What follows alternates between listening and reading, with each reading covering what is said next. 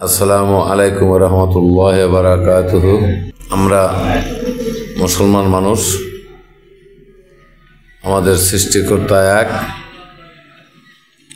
আল্লাহ এক, আল্লাহ প্রেরিত রাসূল এক, নবী সর্বশ্রেষ্ঠ রাসূল হযরত মুহাম্মদ আহমদ মুস্তাফা সাল্লাল্লাহু আলাইহি সাল্লাম, তার ভালোবাসা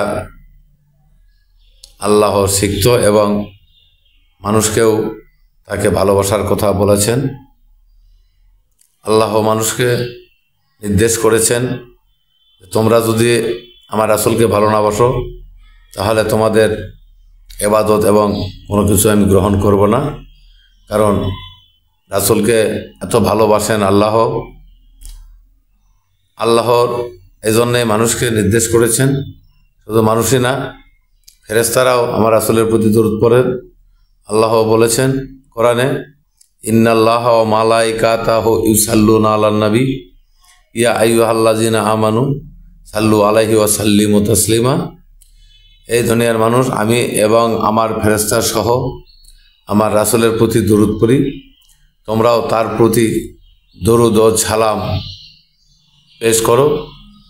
কারণ আল্লাহ রাসূলকে এত ভালোবাসেন যে আল্লাহর সাথে রাসূলকে যদি কোথাও সম্পৃক্ত না রাখা হয়, সে ইবাদতের কোনোদিন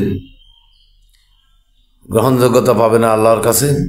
তাই আমরা সবাই সবসময় রাসূলের প্রতি মহব্বত ও দরুদ সালাম সবসময় পেশ করব। কারণ আমরা চলাফেরা সব সময়ের জন্যই, আমরা যদি দরুদ পড়ি, আস্তাগফার পড়ি, আমরা আরও ছোট ছোট অনেক দোয়া দরুদ আছে, আমরা যদি পড়তে থাকি তাহলে কিন্তু আমাদের মনের পরিবর্তন হবে। আল্লাহ আমাদেরকে হেদায়েত দান করবেন, কারণ আমাদের পরকালের রাস্তাটা সুগম হবে। অনেক খারাপ কাজ থেকে আমাদেরকে আল্লাহ হেফাজত করবেন। আর এটা হচ্ছে এই দোয়া দরুদ এবং আল্লাহর প্রতি সবসময় সম্পৃক্ত থাকার কারণে আল্লাহ আমাদেরকে অবশ্যই হেফাজত করবেন।